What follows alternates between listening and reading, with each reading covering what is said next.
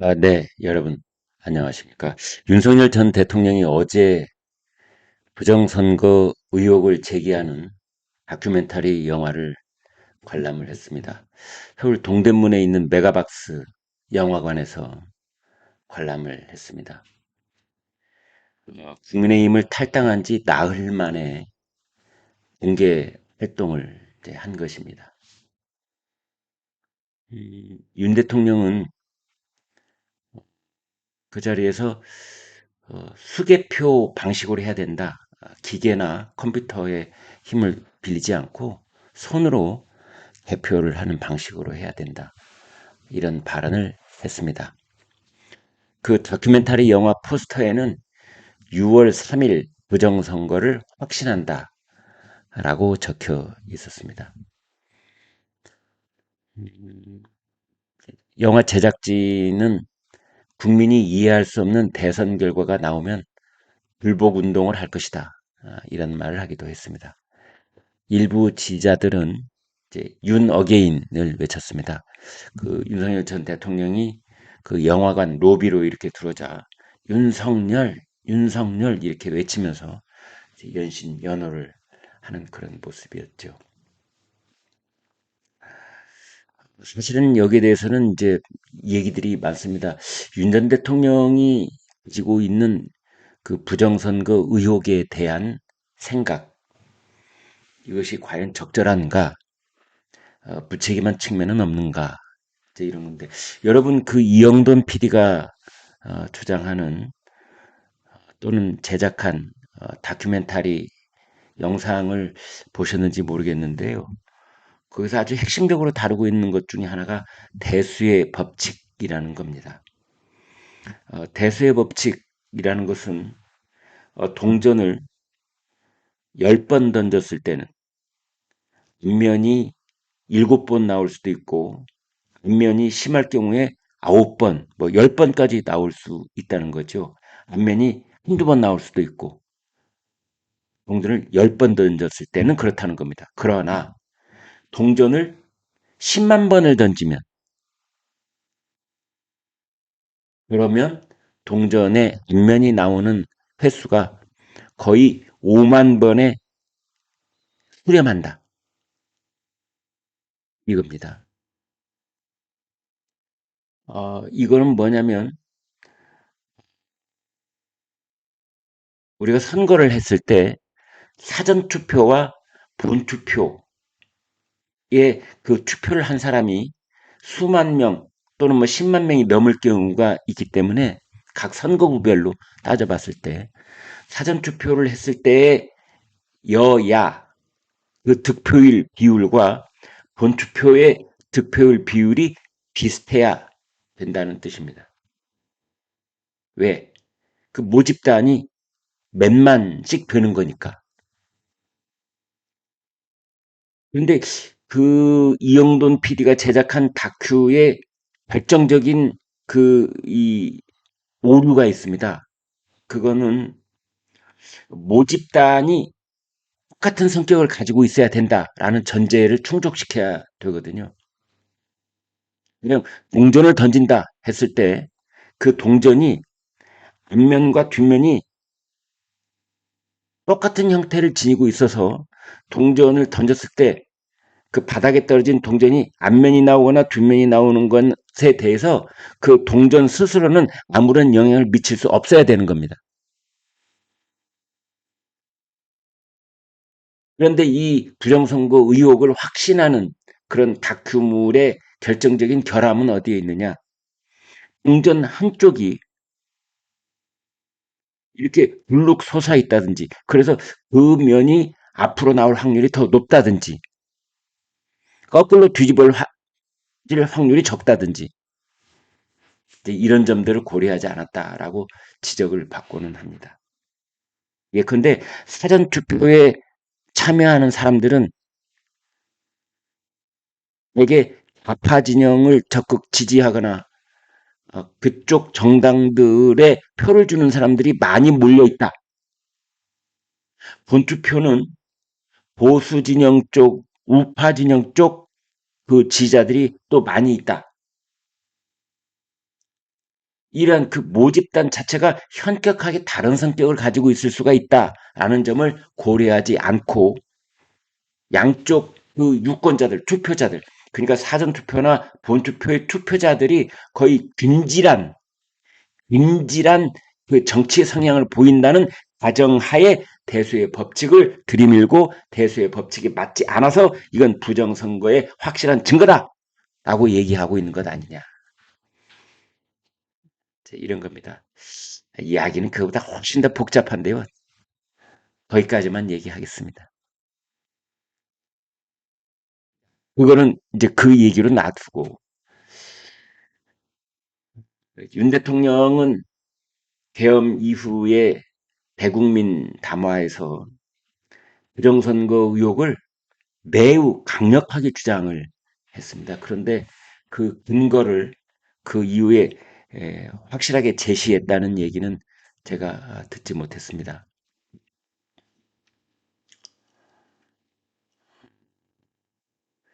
지난번 그 이재명하고 붙었을 때 비록 0.73%포인트 차이이긴 하지만 윤석열 대통령이 승리를 했었는데 그럼 그것도 부정이냐? 그럼 그것도 부정선거에 의해서 승리한 것이냐? 이제 이런 거죠. 또 윤석열 정부가 관리했던 지난번 총선도 부정선거냐? 강서구청장 선거도 부정선거였냐? 여러분, 이 음모론은 거기에 한번 제가 함몰이 되면 헤어날 길이 없습니다. 왜냐하면 음모론은 계속 뒷걸음질 치면서 음모론의 허점을 누군가가 지적을 하면 그걸 뒷걸음질 치면서 또 다른 음모론을 계속 생성하기 때문에 그렇습니다. 가령 미국의 그 뉴욕 맨하탄의 쌍둥이 빌딩을 폭파시킨 9.11 테러, 이게 부시 행정부가 사전에 기획한 것이다. 이런 음모론. 또는 지구가 아직도 평평하다고 믿는 사람들의 음모론. 여기에 그 아이비리그 미국 대학원까지 나온 버젓한 그런 지식인들도 많이 포함이 되어 있습니다. 끝까지 그러한 음모론을 뒷받침하는 자신들이 가지고 있는 음모론의 허점이 드러나고 지적을 받을 때마다 그것을 새롭게 또 다른 음모론으로 덮어 씌우는 그런 일이 반복되고 있습니다. 물론 지금 우리나라 선거에서 제기되고 있는 이 음모론, 부정선거 의혹, 이것이 같은 성격을 가지고 있는 건 아닙니다만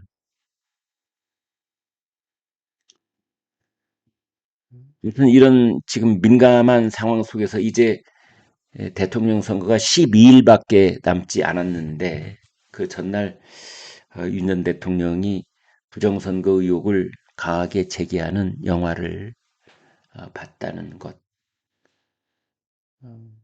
이게 지금 이제 또 논란거리가 되고 있고 일각에서는 윤석열 대통령이 이재명 선거 캠프에 선거대책위원장 노릇을 하고 있는 것 아니냐라는 말이 나올 만큼 지금 국민의 힘 쪽에서는 전전긍긍하고 있는 그런 상황이 벌어졌다. 김건희 여사를 둘러싼 의혹도 지금 점입가경입니다. 변진법사라고 알려진 이 전성배 씨가 통일교 간부로부터 어, 김 여사에게 갖다 줘라 라고 했다는 선물 1,000만 원대 샤넬백,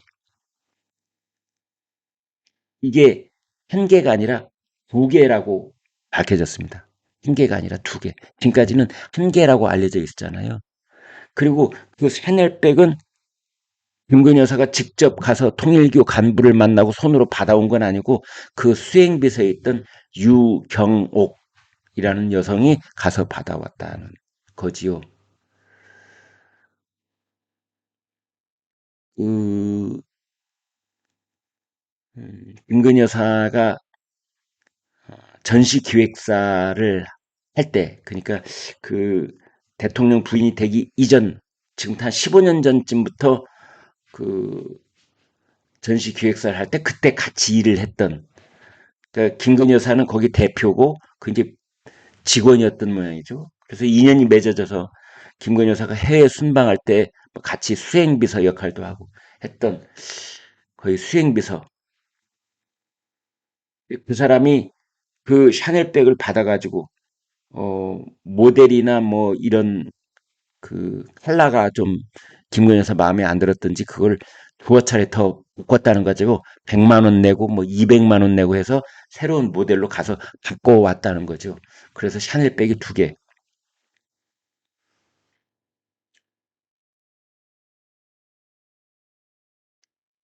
김건희 여사 측에서는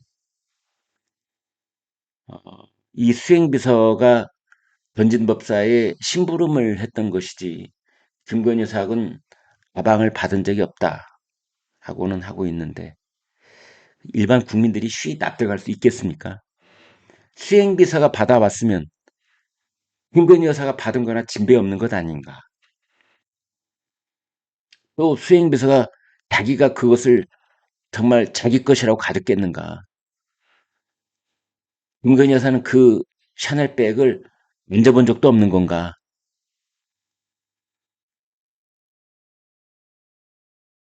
아무튼 이 유경옥이라는 수행비서는 대통령실 직원이었습니다. 그런데 왜 그 대통령실 직원이 건진법사를 위해서 두 번이나 가방 교환 심부름을 했다는 것인지 납득하기가 힘듭니다. 또 이 건진법사가 김건희 여사에게 줄 선물이라고 받았다고 하는 통일교 측 간부로부터 다이아몬드 목걸이 그라프라고 하는 브랜드입니다. 그라프. 세계적으로 왕족들, 그 다음에 세계적인 재벌 회사의 오너들만을 위해서 뭐 목걸이를 만든다. 목걸이 다이아몬드 목걸이에 특화되어 있는 그런 어, 브랜드가 그라프인데 뭐 6천만 원짜리다 했던 그 다이아몬드 목걸이 행방이 여전히 묘연하다는 거죠. 전진법사는 샤넬백도 잊어버렸다, 뭐 다이아몬드 목걸이도 잃어버렸다 그러는데 그렇습니다. 또 각종 이권, 뭐 인사청탁을 받으면서 이 전진법사 집에서는 한국은행이라고 찍혀 있는 이른바 관봉권 5천만 원 다발이 나오기도 했습니다. 김건희 여사는 2022년에는 뱀이 친북 인물에게서 300만 원대 크리스찬 디올 백을 파우치백이라고 하는 거 그걸 받아서 그동안 그렇게 시끄러웠는데 300만 원짜리 디올백을 받아서 파우치백을 받아서 그렇게 시끄러웠는데 이번에는 1000만 원짜리 샤넬백 두 개. 또 명태균 씨와 관련해서 공천에 개입한 의혹도 받고 있죠. 그런데 이제 김건희 여사는 대선에 영향을 미칠 우려가 있다. 영향을 미칠 우려가 있다. 그러면서 검찰 소환장에 조롱을 하고 거부를 했죠.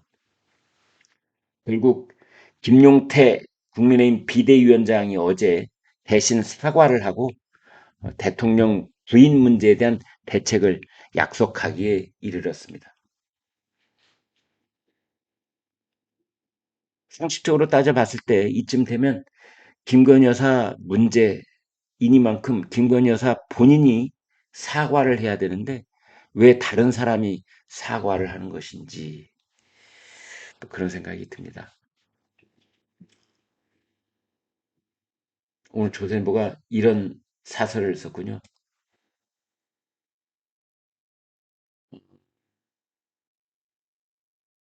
국민 인내를 시험하는 윤석열, 김건희 부부다. 뭐 이런 말을 했습니다.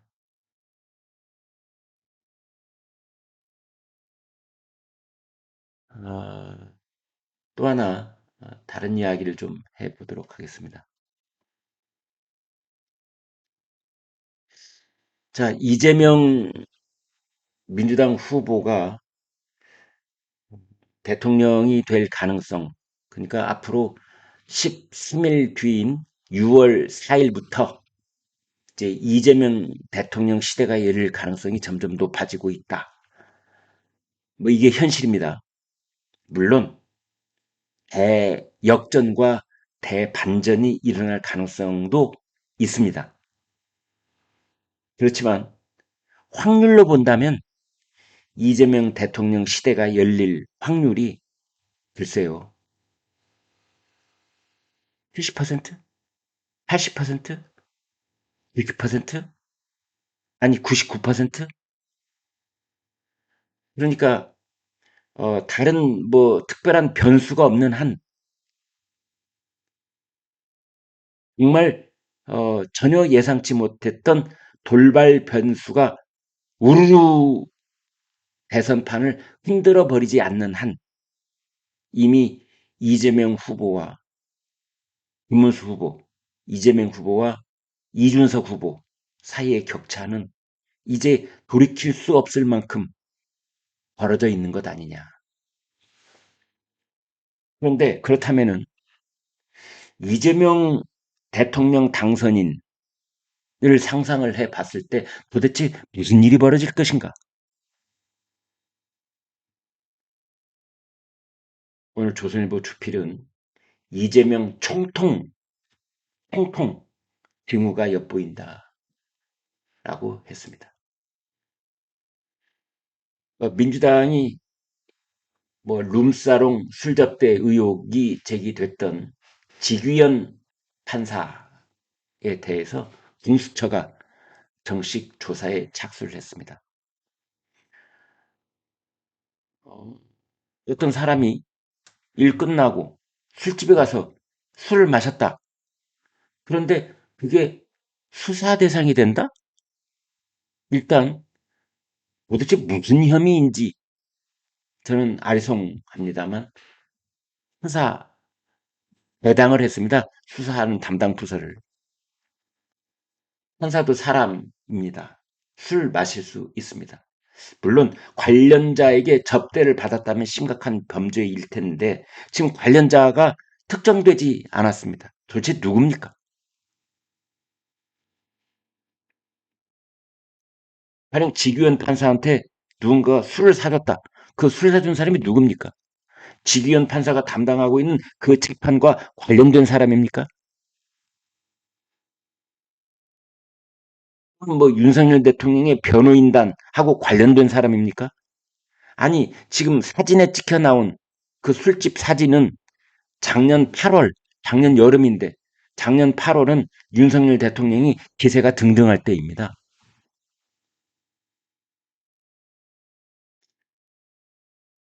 비상계엄이 선포되기 넉 달 전입니다. 그때 비상계엄 선포된 걸 미리 알아서 윤석열 대통령이 그 이듬해인 금년 4월 4일 날 탄핵될 걸 미리 알아서 몇 달 전입니까? 8개월 전에 미리 알아서 또 지규현 판사한테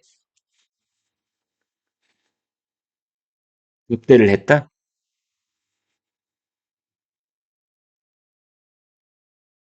음, 우리가 생각해 보면 김영란법 위반 정도 될 것 같은데 지금 지규현 판사는 그것 자체도 본인이 부인을 하고 있고 대법원은 감찰을 하고 있다 그러는데 서둘러서 공수처가 수사에 착수했다는 겁니다. 아니, 길 가는 초등학생도 알지요. 왜 이런 일이 벌어지고 있는 것인지는 지규현 판사가 윤석열 대통령을 석방했기 때문이지요. 그래서 민주당이 미움을 산 것이지요. 그건 판사의 권한이고 그리고 지규현 판사는 그거에 대한 근거를 낱낱이 다 밝혔습니다. 민주당은 총선에 작년 4월 총선에 압승한 뒤에 실질적 권력을 잡았습니다. 여의도 입법 독주뿐만이 아니라 행정사법에 관한 막강한 영향력을 행사하면서 실질적으로 대한민국의 가장 으뜸가는 권력자 행세를 해온 것이 사실입니다. 마음에 안 드는 사람은 누구나 탄핵을 하고 고발을 하고 판사를 수사하고 검사를 탄핵하고 이 허위사실 공표 혐의로 공직선거법 위반 유죄 취지로 파기환송을 한 대법원장 헌법 지금 몰아붙이고 있지 않습니까? 대법관들 10명 탄핵하겠다. 조희대 대법원장 뭐 탄핵하겠다. 이재명 후보는 정치 보복은 안 한다. 그렇게 얘기를 했는데 또 최근에는 이번 선거는 응징이야. 이런 말도 하고 있습니다. 내란 종식은 해야 되고 내란 세력들은 끝까지 책임을 물어야 되고 보복하겠다는 얘기지 그게 뭡니까?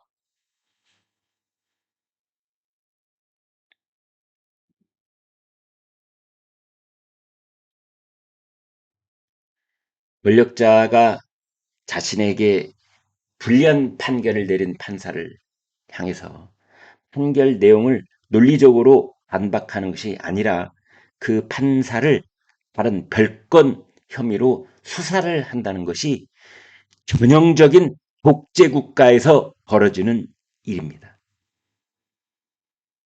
이런 일이 자유민주주의 체제 국가에서 공공연하게 일어나고 판사를 수사하라고 지시한 정치인이 국민의 50% 지지를 받아 곧 대통령이 된다는 현실에 우리가 직면해 있는 것입니다.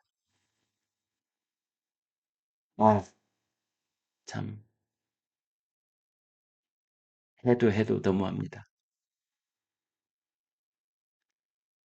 중국과 대만, 미국과 중국, 한반도, 동북아 정세 여기에 이만큼이라도 고민을 했던 사람이라면 여기도 쎄쎄 저기도 쎄쎄 이런 생각을 사실은 할 수가 없습니다. 중국의 미사일이 군산에 있는 미군 기지, 오산에 있는 미군 기지, 평택에 있는 미군 기지에 그런 미사일이 떨어져도 그 다음에도 거기 가서 쉐쉐 할 겁니까? 그런데도 이재명 후보는 쉐쉐가 뭐가 잘못이냐? 지금 그러고 있죠. 처음에는 쉐쉐 발언이 워낙 논란이 되니까 좀 이렇게 뒤로 물러서는 듯 했다가 최근에는 이제 지지율이 50% 안팎이니까 그 힘을 믿었는지 어쩌는지는 모르지만 유세 현장에서 쉐쉐라고 하는 것이 뭐가 잘못이냐 지금 이러고 있는 것 아니겠습니까?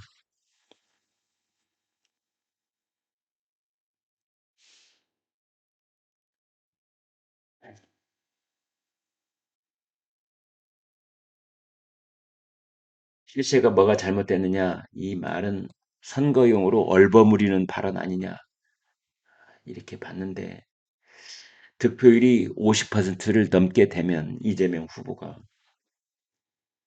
그리고 이재명 후보와 국민의힘 후보 사이의 득표율 격차가 사상 최대치를 만약 기록하게 된다면 지금은 이제 얼버무리는 단계가 아니다.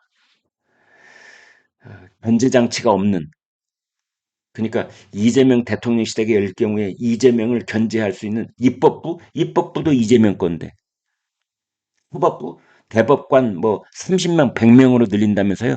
그러면 사법부도 이재명 건데 헌법재판관 2명 새로 임명 아마 대통령 되자마자 그 이튿날 임명할 겁니다. 지금 누구 임명해야지 다 인선 끝나 있을 겁니다. 그러면 이재명 대통령은 여의도 국회 200석 이상 장악하게 될 가능성이 높은데요. 대법원 헌재 다 한 손에 풀어쥐게 되는 겁니다. 그것을 절대 권력, 절대 반지라고 부르는 거죠. 그 뒤에도 판사들에 대한 수사, 이재명 후보 자신에 대한 면죄법, 면소법, 공직선거법에 허위사실 공표 혐의 그 항목에 행위라고 되어 있는 부분을 지워버린다든지 뭐 이런 걸 말. 영국관리법 개정안, 노란봉투법도 밀어붙인다고 하고 있지 않습니까? 농민의 표를 얻고 노조의 표를 얻고 그것이 선거용으로 얼버무린 차원에서 다시 이렇게 거부권이 행사돼서 폐기됐던 그 법안을 다시 끄집어내는 것처럼 보였는데 이제는 그 법안을 실제로 통과시킬 것으로 그렇게 생각하지 않을 수가 없는 겁니다.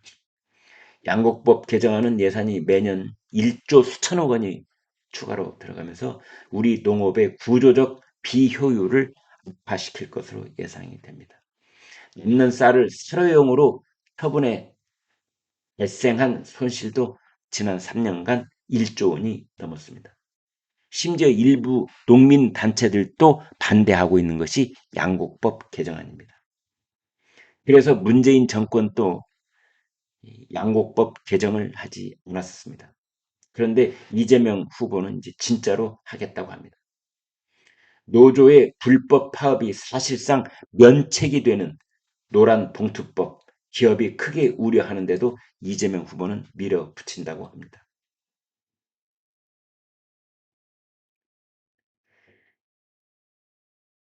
입지로 모든 것을 해결할 수 있다는 이른바 호텔 경제학, 커피 원가 120원 같은 주장, 국민 상식에 맞지 않는데도 본인은 전혀 잘못이 아니라고 하고 있지 않습니까? 대법원이 무효화했던 일산대교 무료화도 재추진하겠다는 겁니다. 이렇게 본인이 이미 오류라고 생각하고 있던 것들도 절대 인정하지 않는 것, 너는 무오류야 라는 이런 그 징후가 사실은 이게 절대 권력의 첫 번째 신호라고 저는 봅니다. 왜? 오류를 인정할 필요를 느끼지 않기 때문에 그렇습니다. 근데 그 다음으로 나오고 있는 것들은 이런 거죠. 틀린 것은 내가 아니라 바로 당신들이 틀린 거야.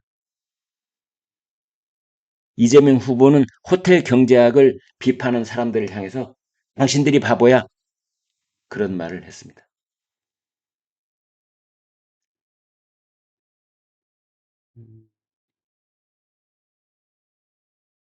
이제 내년 지방선거에서 이재명 후보가 속한 정당이 지방 권력을 장악하게 되면 이제 이재명 대통령은 통통 혹은 짜르라고 불려야 될지도 모릅니다. 이런 시대가 오지 않기를 바랍니다. 여기까지 하겠습니다. 여러분 고맙습니다.